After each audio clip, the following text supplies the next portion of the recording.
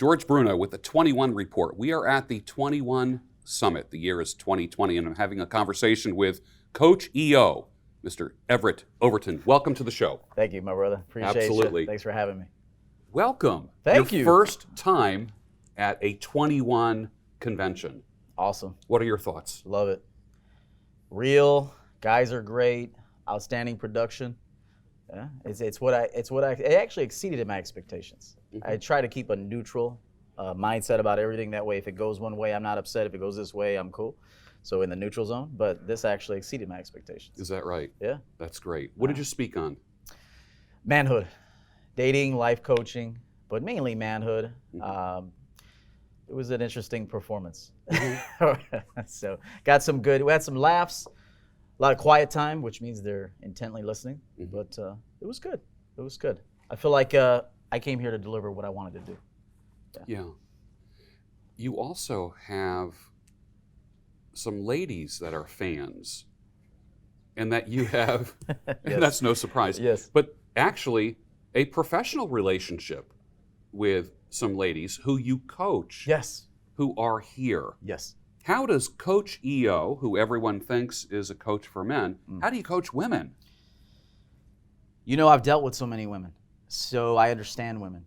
You know, I feel women just want to be heard. They want to be understood, which all of that is coming from, they don't know how to filter that energy. It's like they have this energy, this pent-up energy, but no one's going to listen. And if they listen to women, it's going to be the same story, same conversation, same arguments, same agreements. Even if the agreement is toxic, they'll still agree on toxic shit. So where I come in is I cut all the bullshit, hence the title of my new book. Yeah. So, and they find that refreshing. So she called me and said, hey, I heard you're going to be at the 21. I want to be there for the 22. And so, yeah, I'm getting new female clients all the time. It's because I don't bullshit them. I tell them the truth. I tell them what they need to change. I tell them what men want. They don't know what men want. I tell them what men want. So hopefully they can find husbands and create families, because I hate to see women be alone by themselves for the rest of their lives. So yeah. I always tell women, like, dress like what you want to attract. If you want to attract a one-nighter, then dress like that. Sure. And that's why you're getting what you're getting. Yes. Because you dress like a one-nighter. Yep. That's true. That's very true. Do you Same think thing there's with truth men. to that? Yeah, you know, men put on a nice business suit such as yourself, nice jacket. I mean, you know, people are going to respect you and treat you different. You come in with a wife beater with stains on it. Yeah. Mustard stains. Yeah. Yeah. They're going to say, who's this slob? Yeah. So, you know, it's just, hey, presentation matters. Yeah. It does. I talked about that yesterday during my speech. There wasn't like a lot of cleavage and short skirts here amongst the women. The women were dressing like women here. You know, I think they came correct. When they go home, maybe they'll put those things back on. Who knows? Yeah. But I think they came with a mindset. There's a mindset here, abundance mindset. You know, I always say champion mindset. And so I think women came here to learn. I even applauded a few women that I spoke to at a dinner. I said, boy, the things that I said at this table, and I was pretty raw with you, you guys handled it extremely well. Yes. So that says a lot about you. That there was no like, I mean, there was no attitude whatsoever. They were just looking at me, listening. As a matter of fact, they were nodding their head. So that tells me they're here to learn. Yeah. Yep. Your thing is it starts. It begins and ends with the man. It begins and ends with the man. Mm-hmm. How does that apply to women? Is it, when you talk to women, is it the same thing, but just the female version? Yep. Actually, on the back of this book, I put it begins and ends with you. So typically, you know, my audience is male, men, but I'm trying to branch out to women too, because they are suffering. They don't know what they're doing. They're emotional wrecks half the time, and I want to help them work on that. So this book is actually geared to anyone who puts their hands on it, whether it be male or female. They're going to benefit from this book. So it does. And when I woke up this morning, I know without question, my day is going to go based on my mindset, my direction, and if I stick to my schedule. It's not the airline's fault, although it can be at times, but hey, you got to be able to make the adjustment. Yeah. So it begins and ends with me all day today. So there's no blaming, there's no society. I don't care about what society's doing. I only care about what I'm doing, and that's it. And when you get to that mindset, it's almost like freedom. You know, but I do suspect that people don't want that sense of freedom. So they just don't want that responsibility. They'd rather blame the government or whatever. Mhm. And there's some blame to go around, but at the end of the day, it's up to you. How do you make the transition? Now, I have spoken to you personally, so I know some things about you that the audience doesn't know, the people that are watching this. You have a background in sales. Yep. How does a man with a background in sales transition to coaching and working with people the way you do? Tell me how that worked. How did you make that pivot?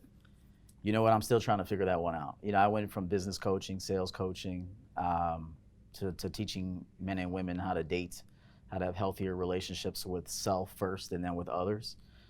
I think I had enough people telling me along the way, like, wow, you should be like a counselor or something. Like I would have older men. I have clients that are 60 right now that live across the world.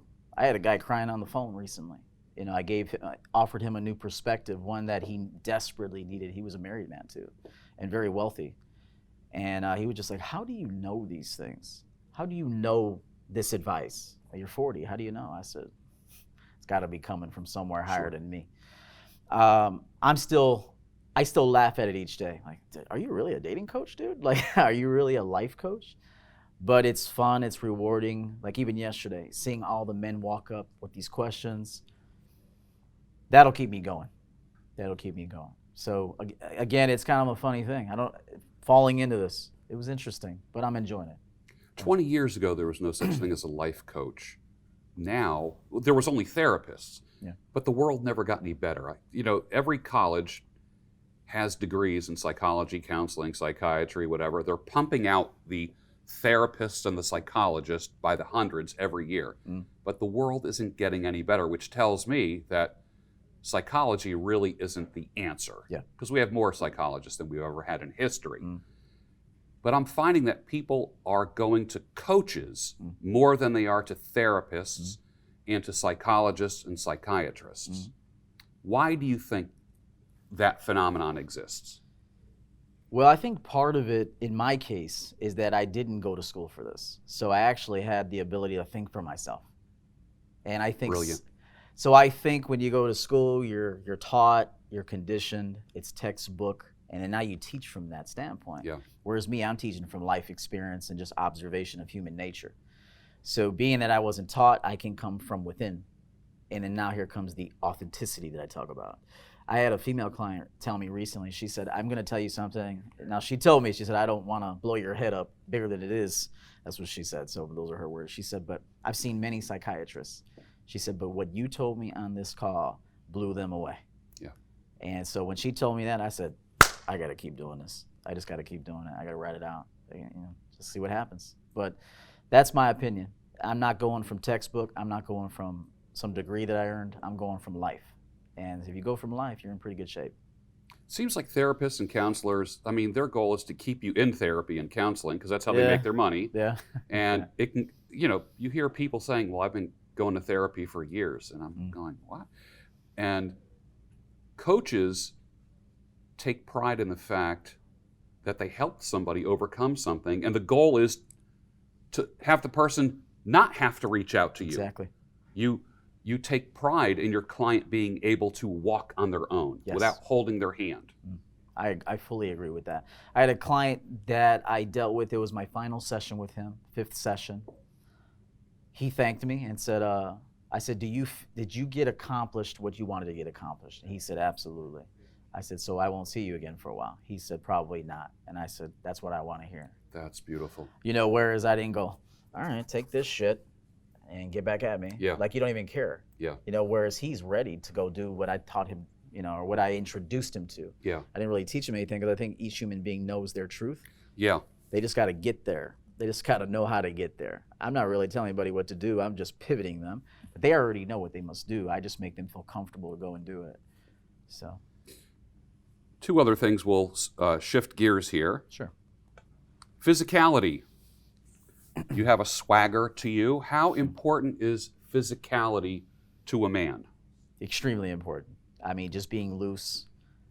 I was speaking to a client just now as I checked out of my hotel room. I was being playfully flirtatious.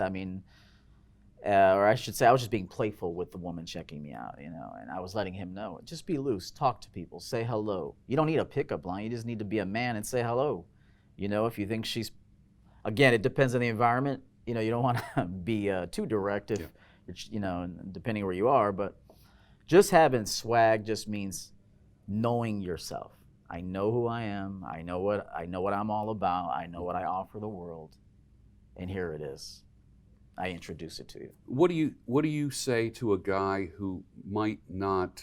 He doesn't look like he hit the gym. Maybe he wants to start, but he doesn't have that masculine look. And there are some men in the men's community that would make fun of that person, and I want to empower that guy. I want to see that guy. I want to do something in that man's life that flips a switch that makes him look different and unrecognizable this time next year. How do you help a man be more confident and look confident and carry confidence? Truthfully, my teaching is more inward first, and then it becomes outward. Like, for example, you can give somebody a hell of a haircut, and they're going to feel great. I'm telling you, when you go in and get a great haircut, you feel like a different man, which is why I tell them, prioritize your haircuts. Plus, it's healthy to meet with another man for an hour. And you're talking about life. Maybe he can even counsel you a bit, and so you don't have to go home and tell your wife about it. You have the opportunity to vent. So I would say prioritize time with men. If you're a man, find a coach or a man you trust. Make time for him. Go shoot pool with him. It's just healthy to be among other masculine men. Secondly, care a little bit about your looks. I mean, get a haircut. I said it yesterday during my speech. Go to the dentist twice a year. Get an annual checkup. Check your blood work. That brings confidence when you know you're healthy.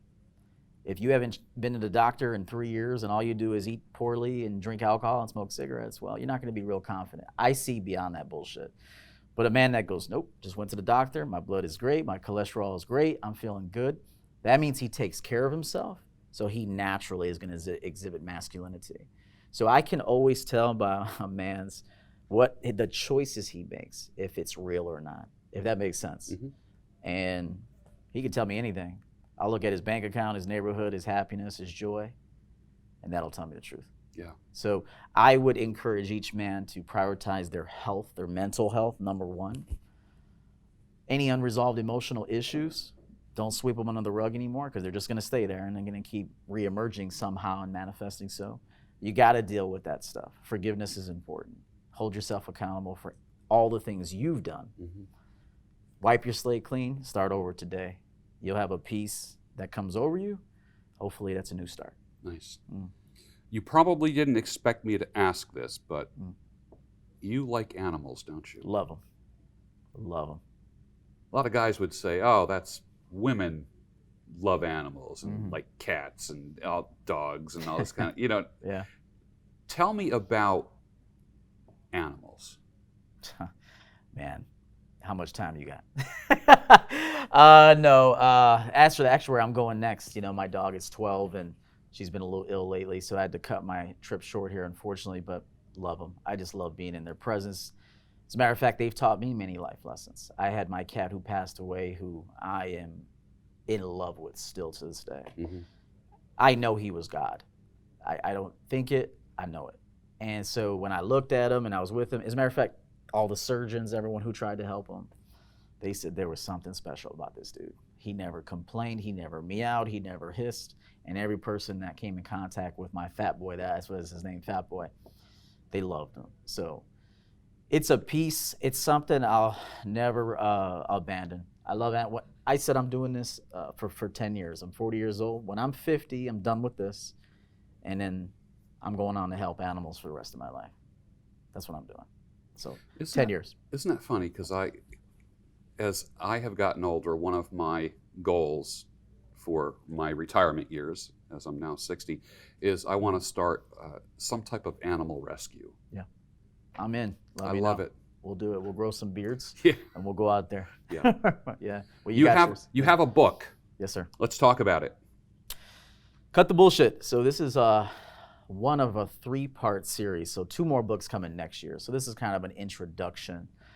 So as you can see there, a guide to living as your authentic self. That's what I want more people to do. So cut the bullshit. It talks about social conditioning, number one, which we're all born into, how to identify that, how to deal with multiple personality disorder, which we all have several personas in our system, which can drive you crazy.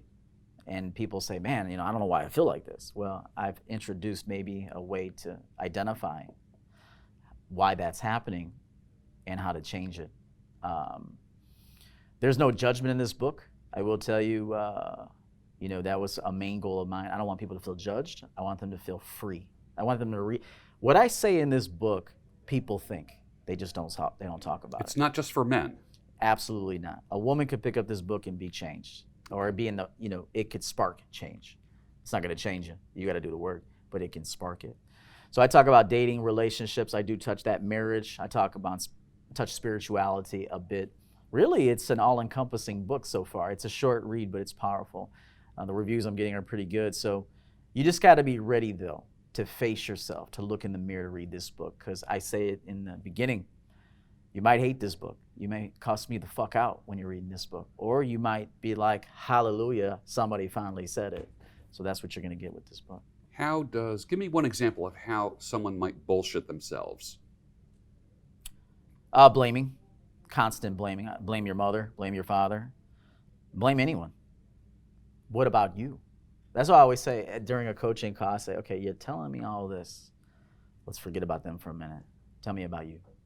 Now here comes the silence. What about me? Yes, about you.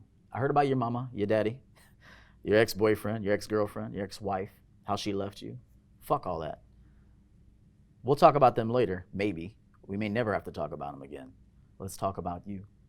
And that's when the renewal of the mind begins, when they start looking in the mirror and holding themselves accountable. You know what? I did mistreat people. I do blame people too much. I do have a lot of unfinished business, and my behavior is demonstrating that. So that's what we do. Yeah. Mm-hmm. How can people find out more about Coach EO? Well, I have a channel, Coach EO, Mr. Champion Game.